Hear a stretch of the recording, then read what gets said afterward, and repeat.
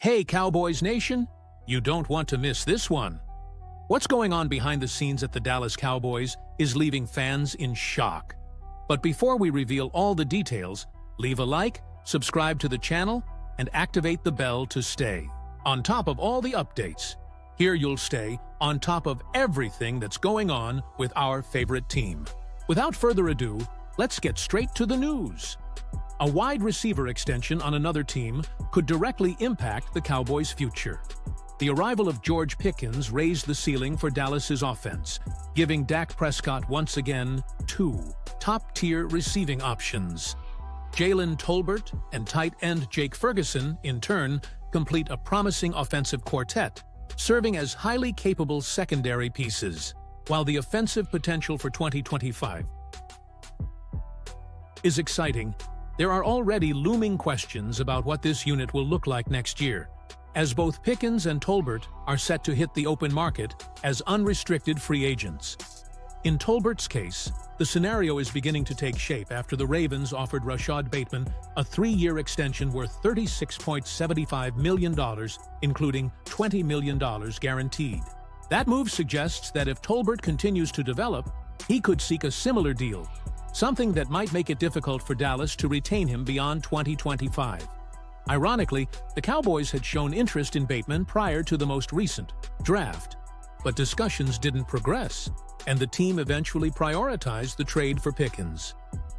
Bateman's contract is striking, especially considering he has never surpassed 800 receiving yards in a single season. In 2023, he posted his best numbers with 756 yards and 9 touchdowns. But in his 3 previous years, he totaled only 1,167 yards and 4 touchdowns. While Bateman is clearly more established than Tolbert, both players share a similar trajectory. Tolbert, quietly, recorded 49 catches for 610 yards and 7 touchdowns last season, and with defenses focusing on CeeDee Lamb and Pickens, his numbers could improve further this year. The wide receiver market is inflated.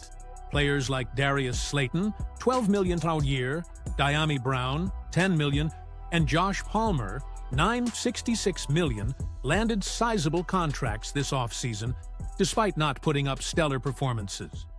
Slayton, for instance, has 4 seasons with more than 700 yards, but has never been seen as a dominant receiver. Brown has just 784 yards and 4 touchdowns across 4 seasons, while Palmer has only topped 700 yards once in 4 years. If Tolbert hits free agency after another strong campaign, it's almost certain that some team will be willing to pay him $10 million annually. And with the Cowboys needing to prioritize extensions for Tyler Smith, Brandon Aubrey, Darren Bland, and potentially Jake Ferguson, Tolbert may not fit into the long-term plans. Bateman's extension is, therefore, a timely, albeit unpleasant, reminder that 2025 could be Tolbert's final year wearing a Cowboys jersey.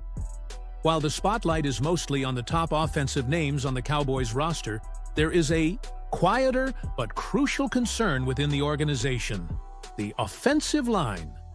Historically, Dallas's success has started up front, and the 2025 offensive line may be the most uncertain group in recent memory. Tyler Smith is the only rock-solid piece, firmly locked in at left guard. Everything else is a question mark. At center, the job belongs to second-year player Cooper Beebe. Left tackle is second-year Tyler Guyton, who struggled at times in 2024.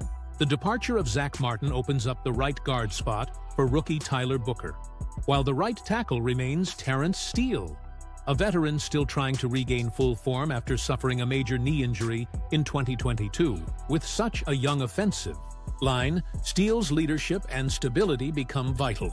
Offensive coordinator Brian Schottenheimer, in a recent interview with the team's official website, expressed confidence in Steele's bounce-back potential.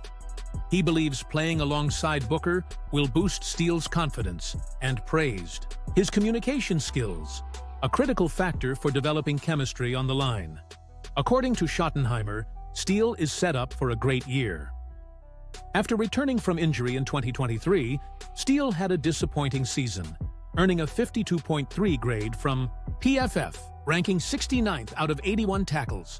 He allowed 9 sacks that year, including 4 in a single game against the Eagles. In 2024, he improved to a 67.0 grade, ranking 43rd among 81 tackles. Still, concerns about his consistency remain. Schottenheimer, however, continues to highlight Steele's work ethic, preparation, and leadership. Though not the most vocal, Steele is considered a tone setter in the locker room and a steady presence for younger players.